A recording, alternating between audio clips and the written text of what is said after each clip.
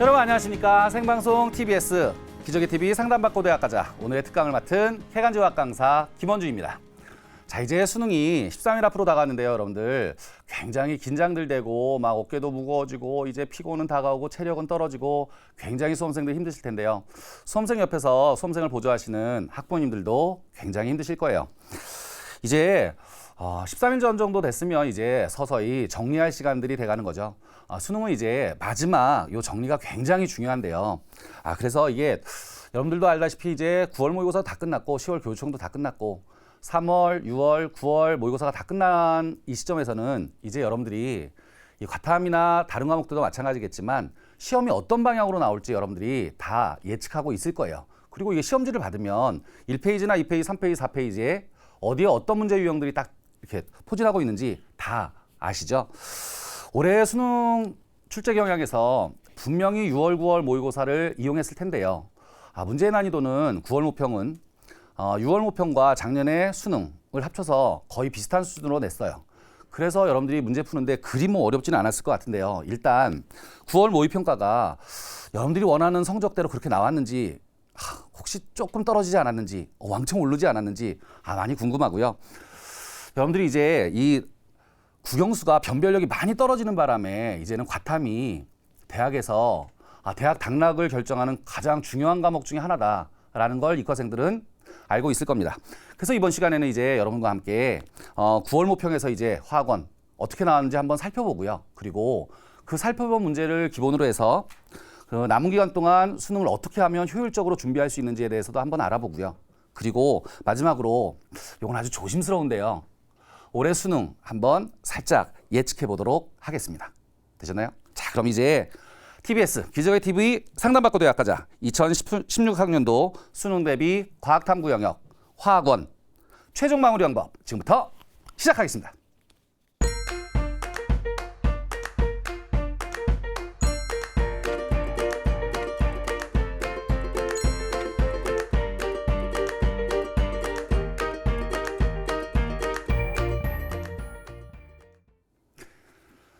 수험생들 9월 모평 보고 나서 이게 화학원이 만만치 않구나. 특히 맨 뒷장. 무슨 말인지 아시죠?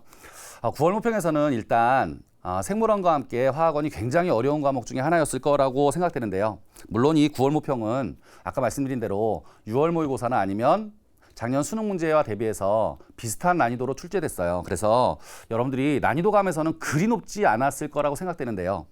이 문제는 이제 9월 모의고사 정도 되니까 그 안에는 단답형 문제, 이해력 문제, 사고력 문제, 실험 문제, 계산 문제 거의 모든 문제를 망라해서 총 다양하게 모든 문제가 포진되어 있었다는 거죠. 그래서 여러분들이 원칙까지 꼼꼼히 공부하신 학생들은 분명히 30분 안에 해결할 수 있는 문제였습니다. 그래서 아마 수험생들이 느끼는 체감도는 그리 높지 않았을 거로 예상되는데요. 앞에 예를 들면 이런 거죠. 맨 앞에 있는 1, 2, 3, 4번 문제는 굉장히 쉬우니까 탁 풀다가 맨 뒷장에 가서 이거 어떡하지? 이런 식의 항상 시험 문제가 그런 식으로 가죠. 자, 그렇다면 이제 우리 9월 모의고사에서 어떤 문제가 나왔는지 한번 살짝 살펴보고요. 그 문제들을 가지고 이제 그걸 싹 연결해서 이제 우리가 다음 문제 어떻게 나올 건지 예측까지 한번 가보자고요. 자, 일단 제일 먼저 여러분들이 보셔야 될 문제가 실험기구 문제였거든요. 자, 화면 보고 제가 설명 한번 해드리겠습니다. 4번 문제에 나왔던 문제인데요.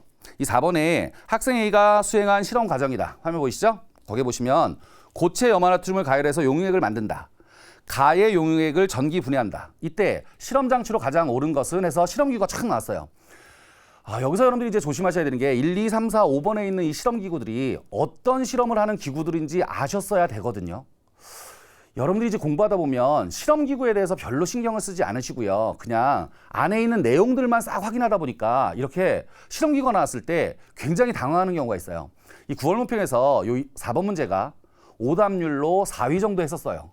그러니까 굉장히 많이 틀렸다는 거죠.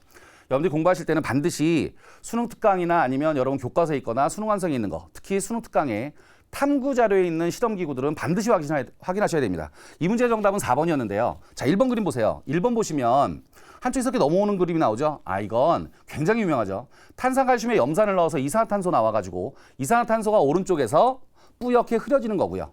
자, 두 번째 그림 뭐였을까요? 그렇죠. 이건 전해질, 강산, 강염기, 약산, 약염기 하는 거. 이해가시나요? 그래서 전류의 세기를 측정해서 이거 강한 산이구나, 이거 약한 산인걸, 인 것들을 확인하는 그림이었고요. 그리고 세 번째는 여러분들이 아주 잘 아는 물의 전기분해 그림이었죠. 4번이 NaCl을 전기분해해서 거기 용융 전기분해라 그랬으니까 거기에 알코올도 있었고요. 극은 2개가 있었죠. 되셨나요? 마지막 5번은 열분해하는 거죠. 그냥 들어있던 걸 가열해서 열분해 시켜가지고 거기서 기체 같은 걸 모으는 방법. 여러분들이 이거 꼭 하셔야 되는 것이 실험 기구 이렇게 싹 하지 마시고요. 내용만 공부하지 마시고요. 반드시 실험 기구는 한번 확인하셔야 됩니다. 자, 그렇다면 이제 이어서 분자 구조 문제들인데요. 이 분자 구조 화면 보면서 한번 설명해 보도록 하겠습니다. 자, 화면 보시죠. 자, 거기 XY는 이주기 원소이면서 화합물에서 옥텟 규칙을 만족한다고 돼 있죠. 자, 거기에 중요한 거 옥텟 규칙을 만족하는 건데요. 그 옥텟 규칙 만족하는 거에서 중요한 거 이주기에서 옥텟 규칙을 만족하는 것들은 뭐가 있을까요? C, N, O, F 이해가시나요? 그리고 거기 중심 원자에 있는 것들은 C, N, O, F 중에 있었을 겁니다. 그때 여러분들이 이 문제에서 조심하셔야 되는 거 정답은 5번이었었는데요. 이 문제를 해설하려고 하는 게 아니고 제가 설명하고자 하는 것은 분자 구조들을 여러분들이 얼마나 잘 알고 있냐는 거예요. 저 위에 있는 예에 있는 분자 구조뿐만이 아니고 여러분들이 꼭 잡아주셔야 되는 분자 구조가 있었죠. 그게 9가지였었어요. 일단 혹시 필기할 수 있는 사람들은 필기해 보시기 바랍니다. BH2, BF3, CH4, NH3, H2O, HF 이 6가지가 가장 기본이죠. 그 다음 이중결합이나 삼중결합을 가지고 있는 다중결합 CO2, HCN, HCHO 요 9가지가 가장 기본이죠. 근데 이 문제에서 보면 알 수 있듯이 여러분들이 꼭 확인하셔야 되는 거 그게 3가지 있죠. 뭐 있었어요? N2H2, N2H4 그리고 H2O2 요까지 여러분들이 반드시 확인하셔야 됩니다. 이 문제에서 가번에 있던 X가 바로 질소를 넣어서 N2, F2 하는 분자 구조였죠. 이해가셨나요? 이 분자 구조들은 반드시 한번 확인하셔야 될 겁니다. 그런데 반드시 뭐 시험에 나오는 거 알고 있잖아요. 자, 다음은 오비탈 문제입니다. 화면 보시죠. 자, 거기 14번 문제였었는데요. 오비탈 문제. 그 문제에 보시면 표는 서로 다른 원소 A와 B의 바닥 상태에 있는 4가지 입자에 대한 자료이다. 그래서 거기 입자에 대한 그 얘기가 나와 있는데요. 중요한 게 이 문제 안에 들어있죠. 그 문제 안에 들어있는 게 뭐였었냐면 p 오비탈의 홀 전자수란 단어하고요. p 오비탈의 총 전자수라는 거였어요. 이 s 오비탈과 p 오비탈의 홀 전자수나 아니면 총 전자수를 가지고 위에 A, A이온, B, B이온들을 확인해내는 문제였습니다. 이 정답은 4번이었었는데요. 거기 보기를 한번 보세요. 보기를 보시면 A는 3주기 15족이다. 잘 생각해 보세요. p 오비탈의 홀 전자수와 총 전자수 가지고 몇 주기에 있는 건지를 찾아내셔야 되는 거죠. 그러니까 위에 있는 A, B가 누군지 확인할 수 있어야 됩니다. 이해가셨나요? 밑에 홀 전자수나 총 전자수는 여러분들이 확인할 수 있는 문제였었고요. 이 S 오비탈, P 오비탈은 반드시 나오니까 빠른 시간 안에 그 문제를 확 잡을 수 있는 그 공부를 반드시 해놓으셔야 됩니다. 이해가셨습니까? 자, 그렇다면 이제 다음은 여러분들이 약간 어려워하는 중화반응 문제인데요. 자, 중화반응 문제 어떤 문제인지 한번 화면 보고 설명해드리죠. 화면 보시죠. 자, 표는 HCl, NaOH, KOH의 부피를 달리해서 혼합한 혼합류의 가부터 다에 대한 자료이다. 자, 여기 보시면 각 혼합류액의 부피들이 나와 있어요. 그 부피를 보고 단위 부피당 있는 것들을 찾아내시는 건데요. 거기서 중요한 단어가 하나 있죠. 그게 뭐였을까요? 단위 부피라는 단어였습니다. 이해가셨나요? 이 단위 부피라는 단어가 나오면 여러분들이 반드시 하셔야 되는 거 모순 찾아내셔야 되죠. 원래는 그렇지 않은데 왜 그만큼이 들어있었을까라는 걸 생각해내셔야죠. 일단 시험에서는 거기 기억, 니은, 디귿에 보시면 단위 부피당 이온수, 기억, 번이 뭘 의미하는 걸까요? 농도 얘기하는 거죠. 그 다음 니은, 가에 NaOH 4mm를 넣으면 중성이 될 것이다. 이것도 농도를 확인하라는 거였죠. 디귿 보세요. 가와 나를 혼합한 용액은 중성이다. 전부 다 농도나 이온의 개수를 물어보는 문제였습니다. 이 문제에서 여러분들이 잡으셔야 되는 거 반드시 단위 부피란 단어가 나오면 여러분들은 모순을 찾아내셔야 되는데요. 이 문제의 정답은 4번이었거든요. 여러분들이 하셔야 되는 거 단위 부피 속에 있는 이온들이냐 아니면 용액 속에 있는 전체 이온을 뜻하는 거냐 라는 걸 구별해서 중화반응 문제를 반드시 확인해서 풀어오셔야 합니다. 이해가셨죠? 이 중화반응은 대체적으로 시험 문제 나왔을 때 학생들이 그리 이제 많이 당황하지 않아요. 많이 나왔었기 때문에 여러분들도 이제 쉽게 풀려고 하고 쉽게 풀 수 있어요. 그리 겁만 먹지 않는다면. 문제는 이제 양적 관계죠. 이해가시죠? 중화반응을 여러분들이 이제 많이 연습하셔가지고 잘 풀 수 있거든요. 이 다음 문제는 이제 20번에 나오는 양쪽 관계인데요. 굉장히 어려웠었죠. 특히 디귿번 보기. 자, 화면 보시죠. 다음은 탄화수 XY의 연소 실험이다 라고 돼 있죠. 그렇다면 결국 우리가 많이 보던 탄화수소 C와 H로 돼 있는 탄화수소들을 태우는 거였어요. 되셨죠? 자, 거기 보면 1번, 2번 실험이 두 가지가 있는데요. X, Y 두 가지가 있었어요. 이때 일단 제일 중요했던 게 뭐였었냐면 거기 화면에 가번 보이시죠? 그 가번에 보시면 뭐가 있어요? X하고 괄호 속에 있는 거 뭐라고 써 있어요? L. 아, 탄화수소가 현재 리퀴드, 액체구나. 요게 이 문제의 키포인트 단어 중에 하나였죠. 이해가시나요? 이제 밑에 보면 피스톤 안에 기체들이 들어있는데 이 기체들이 들어있을 때 이해가세요? 기체들이 들어있을 때 탄화수소는 기체가 아니고 액체로 나와 있으니까 부피를 차지하지 못하는구나. 요게 키였죠. 그럼 이제 밑에 있는 실험 결과나 아니면 자료를 한번 보자고요. 거기에 보시면 그 실험 결과 자료에 V1 5리터, V2 6리터가 있었다. 그렇다면 처음에 5리터는 누구 거였겠어요? 산소 거였겠죠. 탄화수소가 액체였으니까. 그리고 나중에 나온 이산화탄소하고 수증기 CO2와 H2의 부피의 합이 6리터였다는 거죠. 그래서 이 양측 관계가 나오면 반응 전, 반응 후의 양들을 여러분들이 계산해 내시는 거였죠. 이걸 똑같은 방법으로 2번을 똑같이 해서 실험식들을 구해가지고 밑에 있는 보기를 해결하는 거였어요. 이 양측 관계 그 보기를 보시면 기억, 니은, 디귿이 있는데요. 탄소의 질량 백분율은 X가 Y보다 크다. 탄화수소가 두 가지 나왔으니까 분명히 질량 백분율이란 걸 물어볼 거고요. 니은, 1에서 반응한 X가 64분의 1몰이었다면 X의 분자량은 실험식을 구했으니까 그걸로 분자량을 예측하라는 거였고요. 디귿, 산소의 2.5리터를 더 넣으면 남은 X는 연소시켰을 때 실린더의 부피는 얼마나 될까요? 이 디귿번이 굉장히 어려우셨었는데요. 이거 분명히 여러분들 학교에서 선생님들이 해설해 주셨거나 아니면 그 해설이 어려우셨던 분들은 반드시 EBS에 가서 이 풀이 방법을 반드시 공부하시기 바랍니다. 정답은 3번이었거든요. 이 정도의 문제면 최상위 문제는 아니지만 굉장히 상위권 문제였어요. 디귿번 보기를 확인하기가 굉장히 어려운 거였죠. 아까 말씀드린 대로 이 문제에서는 키가 탄화수소가 액체라는 거였습니다. 여러분들이 이 중요한 포인트는 절대 놓치지 말고 여러분들이 잘 잡아놓으셨다가 수능장에 들어가서 6월 달에 이런 거 나왔었는데 9월 달에 이런 거 나왔었는데 잘 확인하셔야 될 겁니다. 되셨나요? 자, 그렇다면 이제 우리 9월 모의고사를 한번 훑어봤으니까요. 이런 문제 유형들은 수능까지 계속 적용된다는 걸 알고 있으니까 자, 이제 3월, 6월, 9월 모의고사를 통해서 수능 문제를 한번 살짝 예측해 보자고요. 이건 예측이에요, 예측. 선생님 뭐 이렇게 신이 아니니까 딱 찍을 수는 없고 분명히 이런 문제는 나올 것이다. 이건 어느 정도 여러분들이 다 알고 있는 거죠. 또 하나 제 EBS에서 여러분과 함께 수능특강 수능완성에서 만났었죠. 수능특강 수능완성에서 70%가 연계되면 20문제 중에 14문제가 연계된다는 뜻이에요. 그렇다면 나머지 6문제는 연계되지 않고 응용 문제가 나와야 될 건데 그 응용 문제들은 369 안에 있었어요. 이해가시죠? 요걸 통합해서 저와 함께 예측해 보도록 하겠습니다. 자, 그러면 첫째, 아까 9월 모평에서도 나왔었는데요. 제일 먼저 여러분들이 예측하셔야 될 게 실험기구를 이용하는 문제는 반드시 출제된다는 겁니다. 이해가시나요? 자, 실험기구 문제 중에 여러분들 생각해보세요. 뭐가 있었냐면 제일 유명한 게 실험식. 기억나시죠? 탄화수소나 아니면 산소가 포함된 걸 싹 했다가 CaCl2가 물 잡아. NaOH가 이산화탄소 잡아. 18 중에 이만큼이 수소, 44 중에 12만큼이 탄소구나. 산소양도 구할 수 있구나. 무슨 말인지 알죠? 그게 일명 실험기구인 거죠. 그걸로 우리한테 문제를 낼 거예요. 그런 실험기구 문제들은 여러분들이 나온다는 걸 알고 있으니까 반드시 확인하셔야 되고요.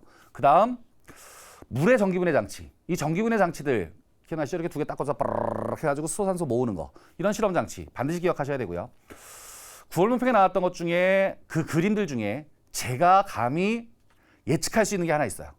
올 수능에서는 분명히 CaCO3 나올 겁니다. 아마 이거 수험생들은 다 알걸요. CaCO3에 HCl을 넣으면 CO2가 날아간다. 뭔지 알죠? 삼각 플라스크에 딱 넣어가지고 쫙 해서 이산화탄소 쫙 뽑는 거. 요런 실험기구에 대한 문제들은 여러분들이 반드시 확인해 놓으셨다가 그런 문제가 나오면 반드시 맞힐 수 있어야 되죠. 요거 이렇게 예를 들면 실험식 다 할 줄 아는데요. 이게 아니에요. 영이나 철수는 문제를 살 올 거예요. 그거 여러분들이 잘 확인하셔야 될 겁니다. 하여튼 첫 번째로는 여러분들이 꼭 하시는 거 문제를 풀다 보면 실험기구가 나올 테니까 반드시 확인하자. 되셨나요? 자, 이제 두 번째 오비탈의 전자배치 문제입니다. 이 오비탈의 전자배치 문제는 수특에는 거의 없었던 것 같아요. 수능 완성 뒷부분 문제에 어려운 문제로 나와 있었거든요. 이거 연계시킵니다. 분명히 나옵니다. 이 S오비탈, P오비탈 문제는 여러분들이 시간을 죽일 수 있는 타임킬러 문제일 거예요. 분명히 시험지 안에 예측해보는 거니까 시험지 안에 4번이나 5번이나 6번 사이에 껴있을 겁니다. 그러니까 이 문제는 1번부터 쫙 빨리빨리 가다가 갑자기 딱 왔는데 뭔지 알겠어요. 근데 이게 여러분들 타임을 다 잡아먹을 거예요. 한 문제 우리한테 주어진 시간이 1분 30초인데 평균 3, 4분 걸려서 그 문제를 풀게 되면 뒤에 문제 못하죠. 과감하게 넘겨서 뒤에 문제부터 푸시는 게 좋을 것 같아요. 그리고 한 방에 푸시려면 여러분들 S오비탈, P오비탈의 뭐 총 전자수, 홀 전자수, 오비탈수 이런 것들을 확인하실 수 있는 그 연습을 해보세요. 빨리 풀 수 있는 그 연습 반드시 하셔야 됩니다. 이건 아마 예측이긴 한데 분명히 나올 것 같습니다. 자, 세 번째로는 금속의 반응성입니다. 여러분들 금속의 반응성 3월 모평, 6월, 9월로 갈수록 점점 어려워져 가고 있는 거 이해가시나요? 일단 극한화 마하라 천리준합 수구 수분 백금 다 알 거고요. 제가 얘기하면 여러분들은 이맘때쯤 되면 화학을 공부하는 학생들이면 다 알 거예요. 1번 뭐부터 찾는다? 반응성. A와 B 중 누가 반응성이 커? A가 큰데요. 이거. 그다음 둘째 뭐 확인하셔야 되나요? 산화수, 아니면 전화수. A는 1가짜리고 B는 2가짜리고 C는 3가짜리인데요. 이해가시죠? 이온수가 줄어들어 늘어나 아마 수험생들은 다 아실 거예요. 죄송해요 학부님들. 학생들은 다 알 겁니다. 여기서 여러분들이 하셔야 되는 거 6월, 9월 모평 문제를 살짝 들여다보면 거기에서는 대체적으로 이온 하나에 금속 하나가 아니었죠. 이온 하나에 금속 2개를 넣든지 이온 2개가 있는데 금속 하나를 넣든지 하나를 차곡차곡 넣든지 분명히 2개 이상을 연달아 넣는 문제가 나올 겁니다. 6월이나 9월 모평에서 여러분들 반드시 확인하셔야 될 겁니다. 되셨나요? 자, 이제 마지막으로 네 번째로 양적 관계 문제인데요. 이 양적 관계 문제는 반드시 고난도 문제로 출제될 것으로 예상됩니다. 재작년도 그랬고요. 작년도 그랬고요. 전부 다 20번의 양적 관계가 오답률 1위였습니다. 굉장히 어렵게 나오죠. 9월 모평도 마찬가지였어요. 아까 살펴봤듯이 디귿 번보기가 굉장히 어려웠었거든요. 아마 이 양적 관계는 최상위권을 나눌 수 있는 그런 문제 유형이 될 거예요. 그러니까 중하위권에 있는 학생들은 그 문제에 너무 도전하지 마시고요. 제가 이따가도 말씀드리겠지만 앞에 실수한 문제를 잡는 게 훨씬 좋을 것 같고요. 분명히 양적 관계 나온다는 거 알고 계실 겁니다. 학생 여러분들도. 자, 그렇다면 이제 살짝 예측해 봤는데요. 이 예측한 걸 가지고 우리가 남은 기간 동안 도대체 어떻게 공부를 해야 이 짧은 기간 안에 원하는 점수 아니면 만점까지 갈 수 있을까요? 그 공부 방법에 대해서 한번 저랑 얘기해 보겠는데요. 수능 대비법 지금부터 한번 잘 들어보시기 바랍니다.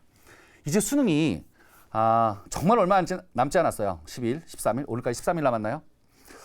앞으로 여러분들이 요 10여일 동안 자기가 바라는 성적까지 올려야겠는데요. 여러분들의 단점을 잘 생각해 보세요. 일단 첫째, 성급한 문제 해석. 문제를 많이 풀다 보니까 아예 문제를 내가 알겠어요. 그러니까 여러분들이 성급하게 그냥 문제를 해석해 버려요. 이렇게 될 거야. 이렇게. 그런 거. 그다음 미진한 자료 해석. 여러분들이 자료를 해석하다 보면 이런 문제 이렇게 그렇지. 그리고 나서 나중에 해답지를 보면 맞다. 바보. 뭐 이렇게 하는 거. 무슨 말인지 알죠? 또 하나. 어처구니 없는 계산 실수. 더하기 빼기를 잘못하겠네. 이거. 이런 것도 잘 지키시면 여러분들이 좋은 성적을 낼 수 있겠는데요. 자, 지금부터 그 비법에 대해서 한번 알아보도록 하겠습니다. 일단 첫 번째 상위권. 1, 2등급을 맞는 상위권 학생들은 두 가지 조심하셔야겠죠. 첫째, 방심하지 말자. 빈틈을 보이지 말자. 무슨 뜻이겠어요? 상위권 학생들의 가장 큰 단점. 맨 뒷페이지에 있는 어려운 문제 잘 풀다가 1페이지에 있는 1, 2, 3, 4번에서 실수해서 하나씩 틀리는 거. 요 방심했죠? 쉽다고 빨리 시간 줄이겠다고 막 넘어갔던 거. 요거 줄이셔야 여러분들 상위권 학생들은 만점에 가실 수 있습니다. 되셨나요? 자, 두 번째로 고난도 문제 패턴에 주목하자. 분명히 금속의 반응성, 중화 반응, 양적 관계는 굉장한 고난도 문제가 나올 텐데요.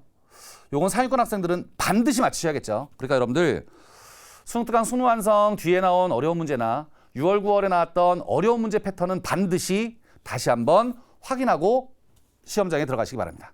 되셨나요? 자, 그럼 이제 주의권 학생, 가장 많은 학생들이 걸려있죠.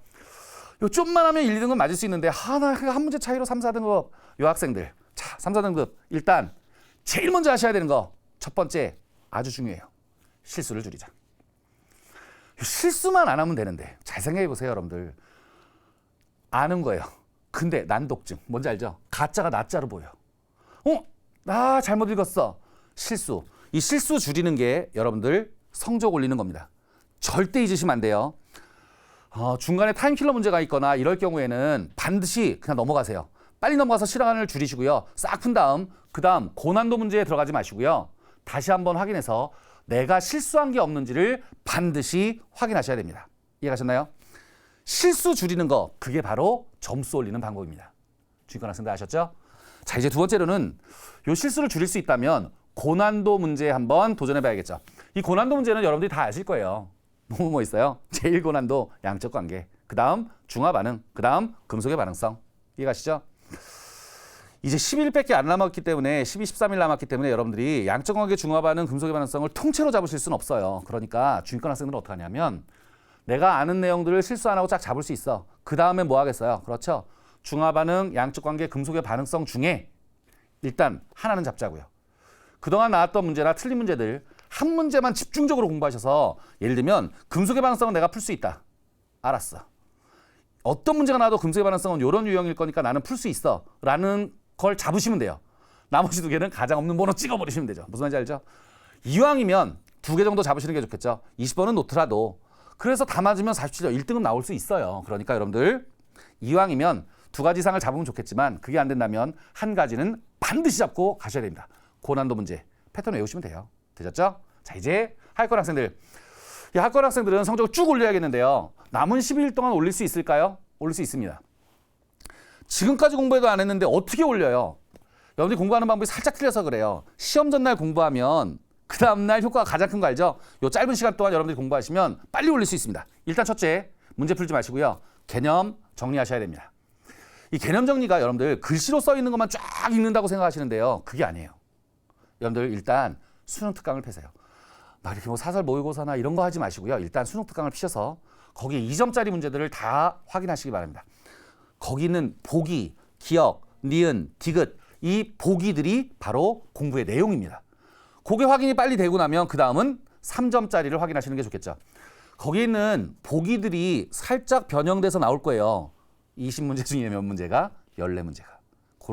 거기는 보기들이 내용이니까 반드시 확인하시기 바라고요. 그 다음 두 번째, 여러분들이 풀던 모의고사 문제들을 보시고 거기에 틀린 문제들은 반드시 암기하시기 바랍니다. 이해가시죠? 이건 아예 외우셔야 돼요. 잘 생각해보세요. 여러분들 이런 경우 있어요. 이거 뭔지 알았어. 이해 갔어. 그리고 다시 시험지를 딱 봤는데 다시 시험 볼 때 하면 이거 기억 안 나. 그래서 여기까지 이거 다음에 어떻게 하더라? 이렇게 가는 거 뭔지 아시죠? 여러분들이 하셔야 되는 게 뭐 있냐면 문제를 외우지 않으면 가다 중간에 딱 막혀요.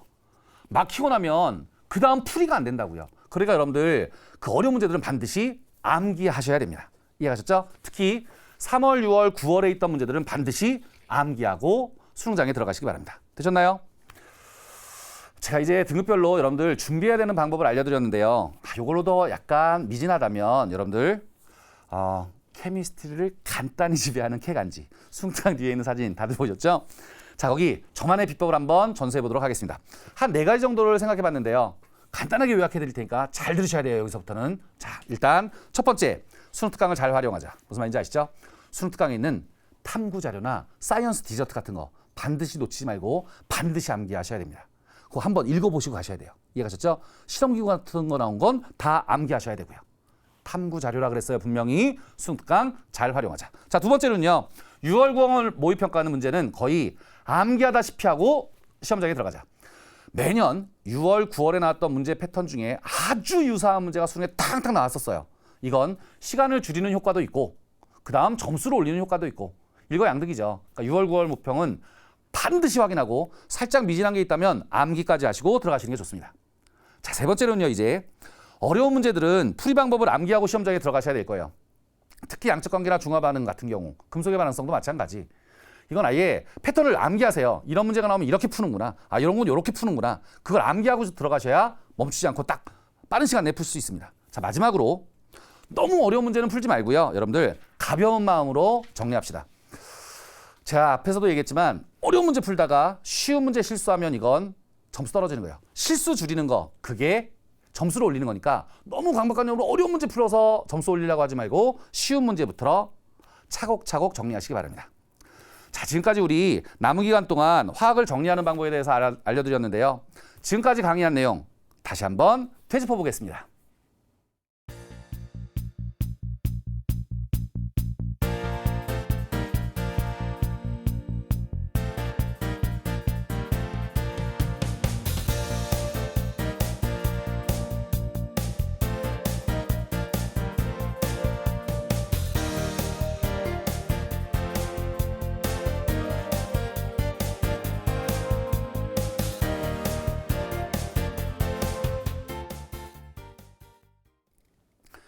자, 여러분들 오늘 저의 강의와 함께 과학탐구 영역의 화학 영역 확실히 만점 받으실 준비 되셨습니까?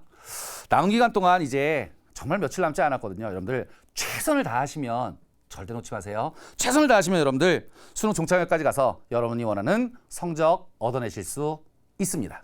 되셨나요? 자, 이제 이어서 생명과학의 최영 선생님의 강의가 이어지니까 끝까지 함께 해주시고요. 수험생 여러분 화이팅 하시길 바랍니다. 여러분 감사합니다.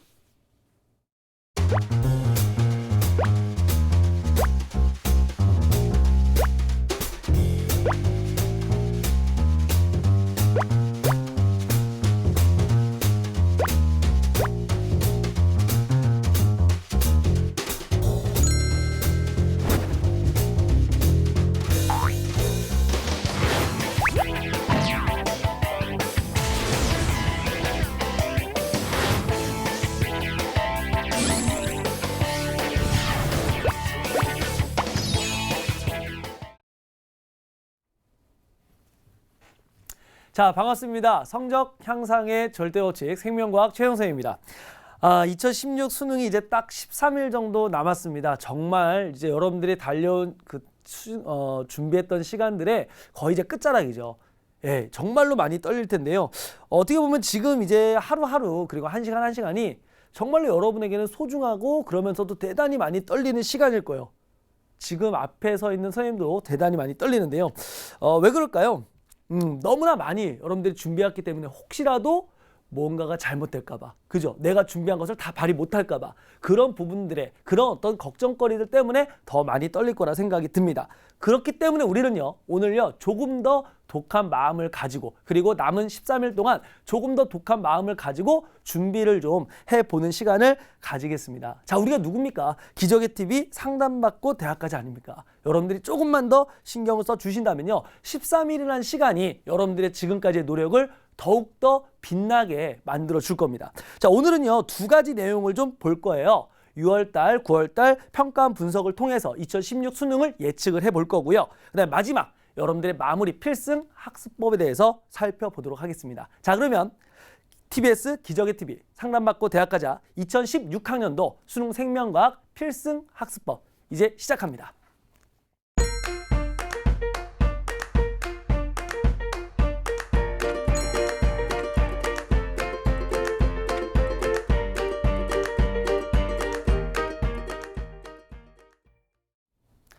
자, 우선에 여러분들 이제 가장 여러분들이 궁금해하는 부분입니다.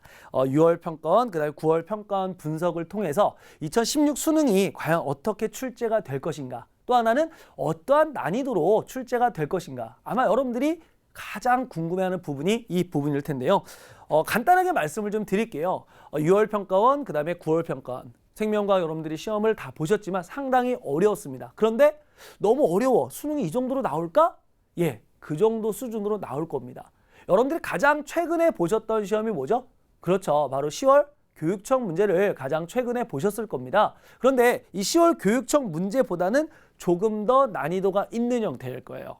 왜 그러냐면 10월 교육청 같은 경우는 여러분들 상당히 EBS의 어떤 연계 문항들이 많이 출제가 됐습니다. 물론 수능이 그렇다고 해서 EBS 어떤 연계 문항들이 출제가 안 된다가 아니지만 그 EBS 연계 부분에서 출제가 되는 부분들, 그걸 좀 더 응용한 부분들, 그리고 거기에 신유형까지가 포함될 거기 때문에요. 분명히 6월, 9월과 비슷한 수준, 그리고 10월 교육청보다는 다소 어려운 수준으로 출제가 될 것이다. 특히 그 중에서 여러분들이 EBS 연계 부분, 이제 아까 김원주 선생님께서도 말씀을 하셨지만 EBS 연계 부분에 대해서 대단히 관심이 많으실 텐데요. 우리가 총 생명과학이 1단원, 2단원, 3단원, 4단원이 있습니다. 그 중에서 2단원 유전 파트와 그다음에 3단원 항상성과 건강 파트가 있죠. 그 부분에서 대다수 문제들이 바로 EBS와 연계돼서 출제가 될 거라 생각이 듭니다. 그래서 제가 좀 준비를 한번 해봤습니다. 우선 첫 번째 유전 파트, 유전 파트에서 어떠한 부분들이 연계가 될 수 있을까 한번 화면 보시면서 살펴보겠습니다. 자, 우선 첫 번째 2단원 유전 파트의 경우는요, 우리가 4강부터 해서 8강까지 이어지게 돼 있습니다. 그래서 간단하게 좀 살펴보게 되면은 제가 중요한 문제들을 찝어왔어요. 여러분들 메모에 가시면서 확인해 주시면 좋겠는데요. 첫 번째 4강은요, 염색체와 유전 물질입니다. 자, 염색체와 유전 물질에서는요, 5번과 6번, 그다음에 11번과 12번 문항이 대단히 중요했고요. 자, 5강입니다. 세포 주기와 세포 분열입니다. 자, 여기는 좀 문제가 좀 많습니다. 4번, 6번, 8번, 10번, 11번, 12번 문제입니다. 자, 그다음에 6강인데요. 자, 여기에서 고난도 문제가 요즘 많이 등장하고 있죠. 바로 멘델의 유전 법칙입니다. 바로 4번, 7번, 8번, 9번, 10번, 11번, 12번이 되겠죠. 자, 그 다음에 마지막 가장 중요한 부분. 가장 중요한 부분이 바로 이 사람의 유전과 유전자 이상과 염색체 이상인데요. 특히 이 부분에서는요, 사람의 유전에서는 8번의 기억번. 뭐야? 8번 문제가 아니라 8번의 기억번? 예, 이 부분이 가장 질문이 많았습니다. 현장에서. 그 다음에 10번 문제, 11번 문제, 12번 문제. 마지막으로 유전자 이상과 염색체 이상의 2번과 5번, 6번과 9번, 11번 문제를 여러분들이 다시 꼭 한번 풀어보셨으면 좋겠어요. 그런데 여러분들 또 그렇잖아요. 자, 이런 문제들 꼭 풀어보세요. 반드시 확인해 주세요. 그럼 어떻습니까? 이 방송을 보는 순간은 그래, 이거 나 꼭 확인할 거야. 그렇지, 한번 해봐야지. 남은 기간 최선을 다할 거야. 하지만 이제 딱 방송 끝나고 나면은 자야 되겠다. 그죠? 내일 아침 일어나서 어제 뭐라 그랬지, 최영이?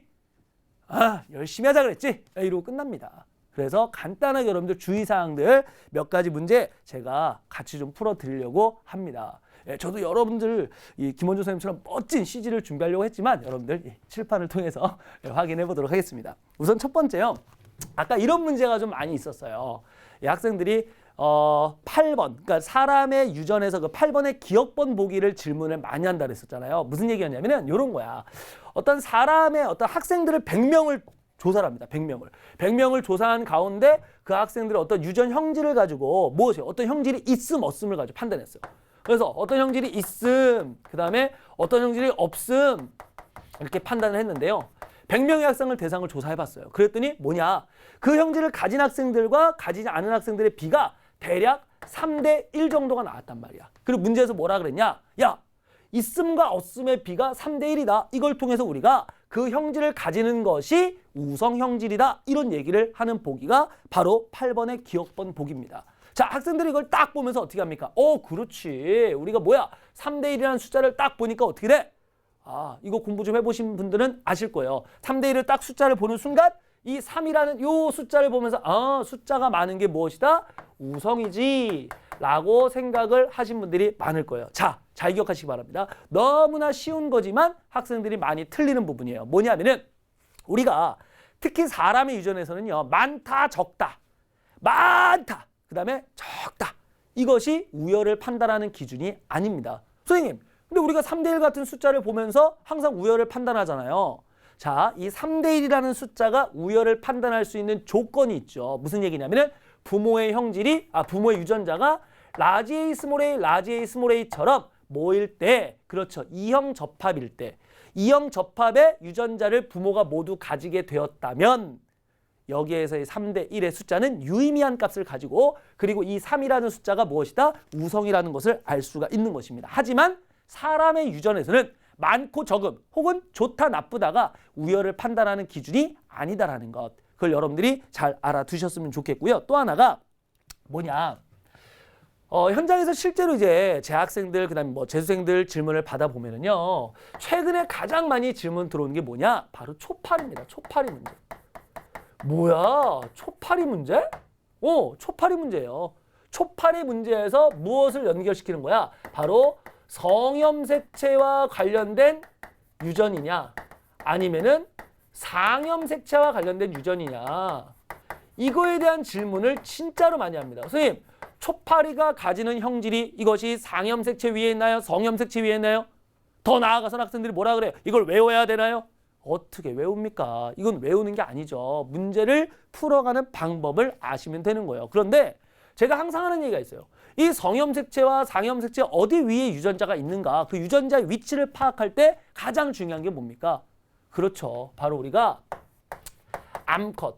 그죠? 초파리니까 암컷이라고 할게요. 그 다음에 수컷. 이렇게 되어 있습니다. 암컷과 수컷이 있어. 그랬을 때 이 암컷과 수컷이 가지고 있는 유전자들의 양을 다 더해보는 거야. 그랬을 때 이 암컷과 수컷이 가지고 있는 자 누구의 양을 각각 더한다? 유전자의 양을 뭐한다? 다 더해. 그랬을 때 뭐가 된다면 암컷과 수컷의 유전자양이 같다면 그러면 뭐가 돼요? 상유전이 됩니다. 네, 유전자의 양의 합이 암컷의 유전자 양과 수컷의 유전자 양이 딱 같아. 그럼 걔는 뭘까? 상유전이야. 바로 무슨 얘기야? 상염색체 위에 유전자가 있는 겁니다. 그런데 무엇이 된다면 만약에 암컷과 수컷이 가지고 있는 유전자 양이 서로 달라. 그럼 걔는 뭘까? 달라. 다르면 뭐야? 바로 성염색체 위에 있는 성유전이다라는 것을 확인해 볼 수가 있습니다. 실제로 여러분들 수능 완성 39페이지의 12번 문제에서 바로 이러한 초파리 문제가 출제가 되고 있어요. 그 초파리 문제를 여러분들이 보셨을 때 무엇이냐? 몸 색깔과 날개에 대한 얘기가 나오게 되는데요. 바로 몸 색깔에 대해서 몸의 색깔과 날개의 형태 이 두 가지에 대해서 나오게 되는데 이 몸 색깔에 대해서는 암컷과 수컷의 어떤 비, 그 다음에 무엇입니까? 유전자의 양, 이런 것들이 다 동일하게 나타나요. 근데 무엇이냐? 누구요? 몸, 어떤 날개에 대한 형태 있죠? 날개에 대한 형태가 서로 다르게 나타나. 이런 식으로 본다면 몸 색깔은 상염색체에 의한 상유전, 그 다음에 날개의 길이는 성유전이다. 이렇게 볼 수 있는 거예요. 또 하나가 뭐냐면은 유전자의 양만 보는 게 아니야. 뭘 볼까요? 또 하나? 그렇죠. 개체수. 요게 지금 개체수가 무슨 얘기냐면은 이런 거예요. 자손들이 태어났을 때 남자와 여자의 비율이 같게 나타나. 실제로 아까 제가 말씀드린 39페이지 12번은 지금 요 얘기예요. 바로 무슨 얘기냐? 암컷과 수컷에 상관없이 그 비가 일정해. 예, 무슨 얘기였냐면 갈색과 검정색의 비가 암컷도 3대 1이었고요. 수컷도 3대 1이야. 그런데 날개의 비는 정상 날개밖에 없었어, 암컷은. 그런데 수컷의 경우는 정상 날개와 작은 날개가 어떻게 나왔다? 1대 1이 나왔어. 무슨 얘기야? 유전자 양뿐만 아니라 무엇이냐? 이 자손들의 개체수. 자, 누구의? 자손의 개체수가 남녀에 따라 그 비율의 차이가 나면 성유전이고요. 남녀에 따라 그 비율의 차이가 없으면 누가 되는 거야? 상유전이다. 상염색체 유전이다. 이렇게 여러분들이 판단을 해보시는 겁니다. 그래서 여러분들 다시 한번 정리해 볼게요. 잘 보세요. 우리가 분명히 올해요. 예, 분명히 잘 들어보시기 바랍니다. 분명히 물론 알겠습니다. 자, 저도 예측입니다. 이것도 나중에 안 나왔어요. 채영 어디 있어? 찾아와. 이게 안 됩니다. 못 찾아요, 여러분들. 자, 보겠습니다. 잘 보세요. 자, 여기서 뭐냐? 진지하게 하기로 했어요. 잘 보세요. 잘 봐요. 무슨 얘기냐? 성염색체 유전과 상염색체 유전을 우리가 판단하는 문제가 나올 겁니다. 그럼 두 가지가 있어요. 첫 번째, 유전자 양이 주어진다면 암컷과 수컷의 유전자 양이 같으면 상유전이에요. 다르면 성유전입니다. 됐죠? 두 번째, 자손의 개체수가 나왔어요. 그러면 자손의 개체수의 비가 그 비율이 남자 여자에 따라 관계없이 나타나고 있어. 그러면 상유전이고요. 남녀에 따라 그 비가 차이가 나. 그러면 성유전입니다. 꼭 확인해 보십시오. 어디? 수능 완성입니다. 페이지는 39페이지의 12번 문제입니다. 개체수의 비율에 따라서 성과 상을 판단하는 겁니다. 무슨 말인지 아시겠습니까? 꼭 판단해 주시면 좋겠고, 그 다음에 하나 더 말씀을 드린다면요. 이거는 지금 EBS에 문제 있는 내용은 아닌데요. 9월 평가원에서 우리가 비분리 문제가 나왔었어요. 비분리 문제. 6월, 9월 비분리 문제가 나왔었는데 이 비분리 문제가 지금까지는 어떤 문제였었냐면은 성염색체면 성염색체, 상염색체면 상염색체 이렇게 제한된, 국한되어 있는 문제에서 나왔단 말이에요. 근데 최근에 어떤 문제 경향들을 살펴보게 되면은 성염색체와 상염색체의 비분리가 동시에 일어나는 거예요.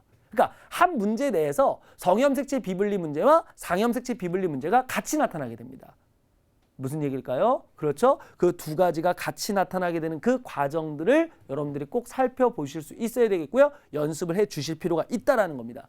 지금까지 비분리 문제가 출제가 됐을 때는 그냥 누구나 다 맞출 수 있는 혹은 조금만 노력을 다하면 맞출 수 있는 문제였습니다. 하지만 올해 만약에 비블리 문제가 나온다면 상당히 난이도가 높은 형태의 문제로서 출제가 될 겁니다. 그래서 그 부분들을 염두에 주셨으면 좋겠습니다. 자, 그러면 여러분들 보시면은 유전 파트에 있는 문제들이 이런 식으로 출제가 될 거고 이러한 형태의 연계율을 가지고 있으며 이 정도 난이도로 출제가 될 겁니다. 그런데 오답률이 높았던 특히나 2014 수능과 2015 수능에서 오답률이 상당히 높았던 단원이 있습니다. 바로 항상성과 건강 파트, 그중에서도 항상성 유지 파트입니다. 아마 많은 학생들이 기출문제를 풀어보시면서 경험들을 해보셨을 텐데요. 어떤 부분들이 그럼 여기서 EBS와 연결돼서 출제가 될 것이냐 화면을 보면서 살펴보겠습니다. 자, 우선 첫 번째 우리가 이제 항상성 파트 부분은요. 11강부터 해서 13강입니다. 그중에서 중요하게 제가 생각되는 부분은 자극의 전달 파트에서요. 3번과 4번, 6번과 9번, 11번과 12번 문제가 되겠고요. 12강 신경계 부분에서는요. 5번과 7번, 9번, 10번, 11번입니다. 마지막으로 항상성 파트에서는요. 6번, 7번, 8번, 12번 문항이 대단히 중요한 문항이니 반드시 풀어보셨으면 좋겠습니다. 자, 그런데 마찬가지로요. 이 부분에서도요. 중요한 문제들 한번 짚고 넘어가 보도록 할 텐데요. 우선 첫 번째가 아까 제가 말씀드렸던 12강에서요.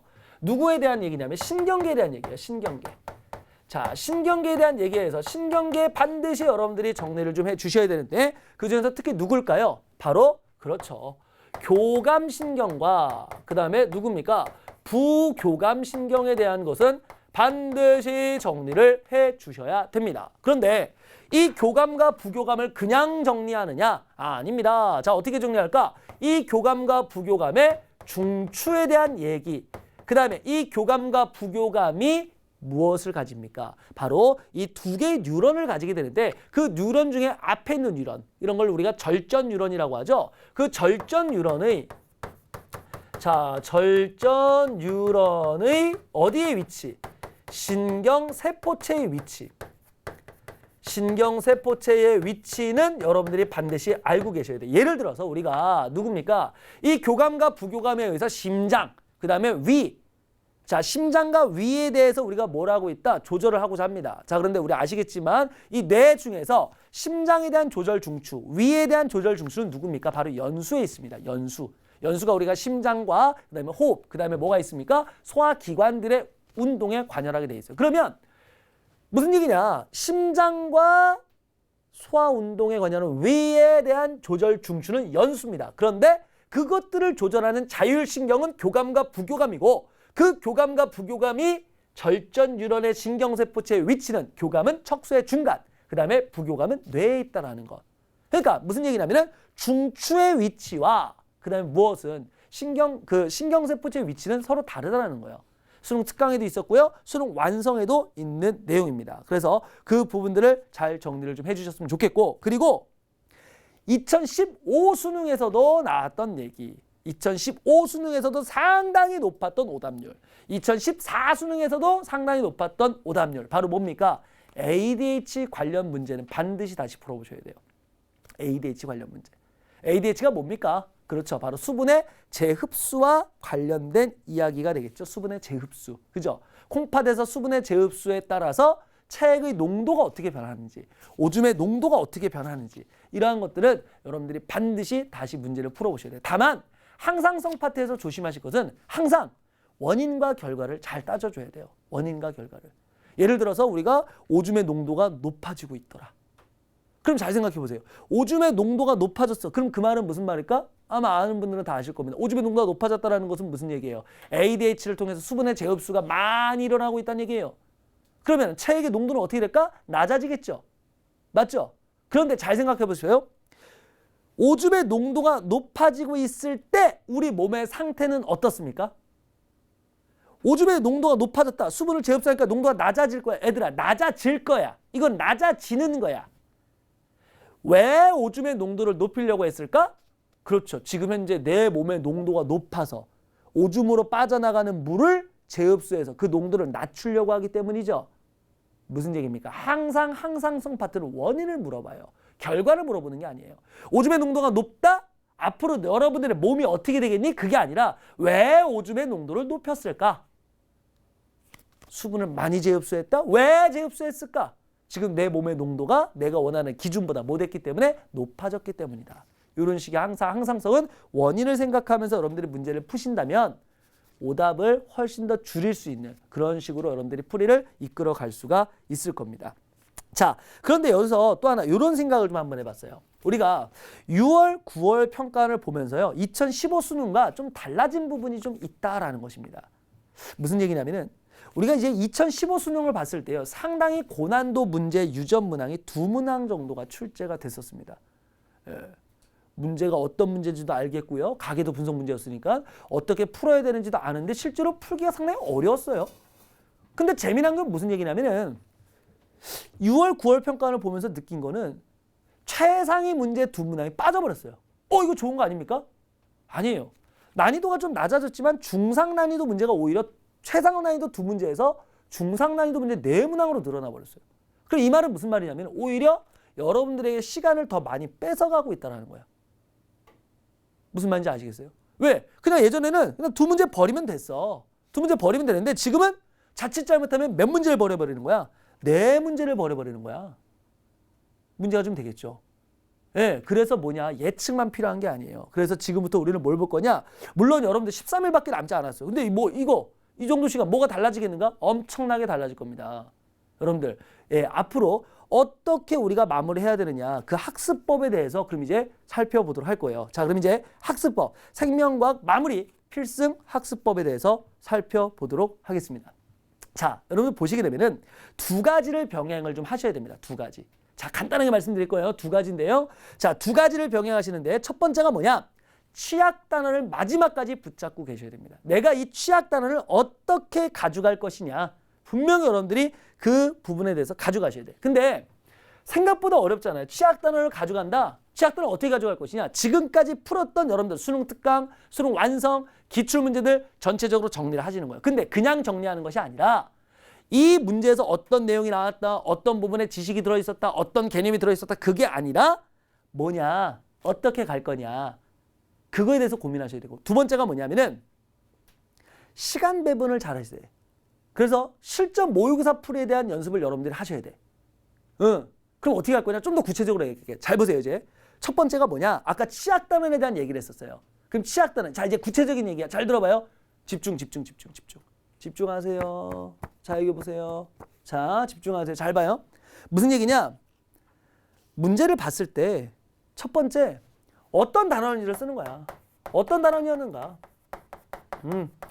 어떤 단원이었고, 두 번째, 어떤 주제였는가? 네. 그 문제의 지식이 아니라 도대체 어떤 단원에서 나오고 있는가? 어떤 주제였는가? 세 번째, 여기서 주의사항이 뭔가? 그리고 중요한 건 무슨 얘기일까? 제일 중요한 겁니다. 그럼 이 문제들이 나왔을 때 내가 왜 틀렸는가? 이거에 대한 코멘트를 이제 써가시는 거예요. 그러면 뭐 할까? 내가 약한 게 보여요. 아, 기억, 니은, 디귿 중에 니은 때문에 내가 틀렸구나. 기억, 니은, 디귿은 다 봤는데 자료 해석 자체가 잘못됐구나. 그럼 이런 식의 코멘트를 써가는 거예요. 예를 들어 나는 항상성 파트에서 원인과 결과를 내가 잘 생각을 못했구나. 내가 유전 파트에서 성유전, 상유전 이런 부분들에 대한 파트를 내가 정리를 잘 못했구나. 그런 코멘트를 써가는 거예요. 그런 코멘트가 있어야만 그게 정확한 올바른 취약 단원을 분석하는 거예요. 여러분들이 공부하는 거 보면은 그냥 뭐예요? 그거에 대한 지식, 개념 계속 본단 말이야. 그게 아니라 왜 그 문제를 틀렸는가. 그 부분에 대해서 고민을 해보셔야 된다는 겁니다. 그리고 그것을 그냥 머릿속이 아니라 문제 옆에다 적어가시는 거야. 그리고 그 적은 내용을 계속 꾸준히 보시고 수능 당일날에도 가져가셔서 그걸 보셔야 그 부분에 대해서 내가 뭘 하지 않는다는 거야. 실수를 하지 않는다는 거야. 왜? 계속 염두에 두고 있으니까. 예를 들어 내가 항상성 파트다? 나 이런 부분에서 실수했었어.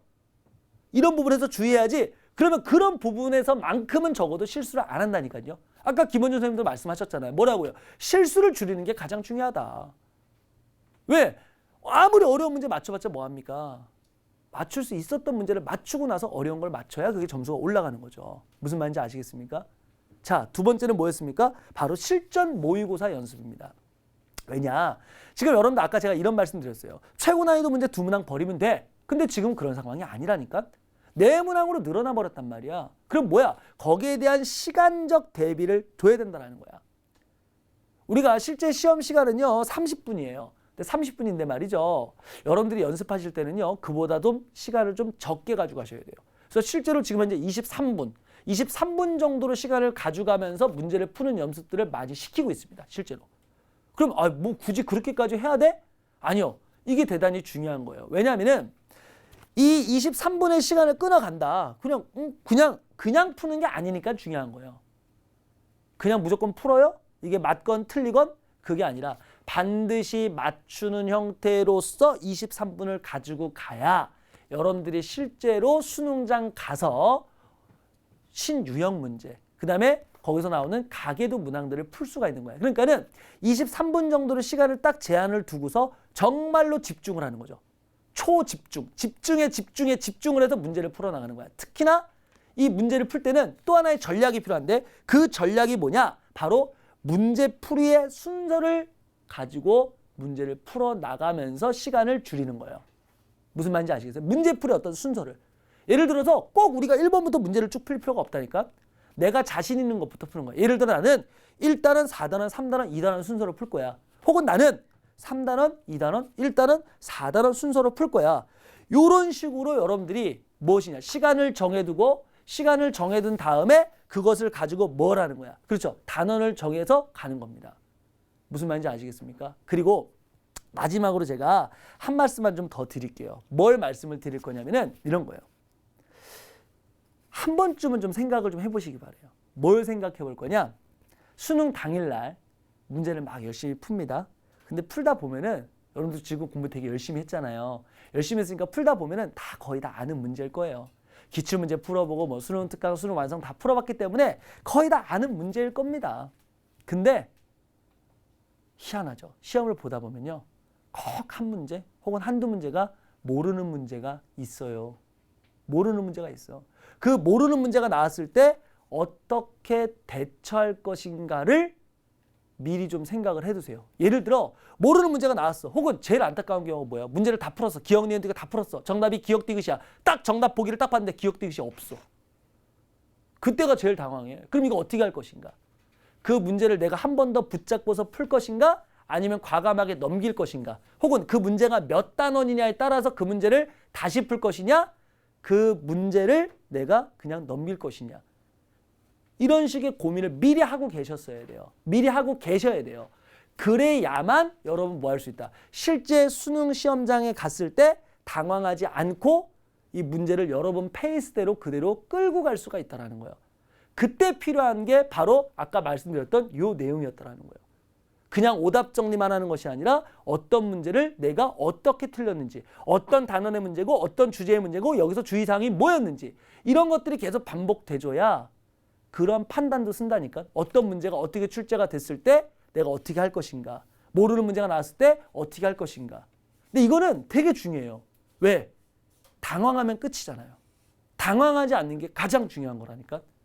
그래야 내가 가진 실력을 그대로 다 뽑아낼 수가 있다는 겁니다. 무슨 말인지 아시겠습니까? 자, 우리가 지금까지 2016 수능 대비 생명과학 마지막 필승 마무리 학습법에 대해서 살펴봤는데요. 자, 제가 지금까지 한 얘기들 다시 한번 화면 보면서 살펴보겠습니다.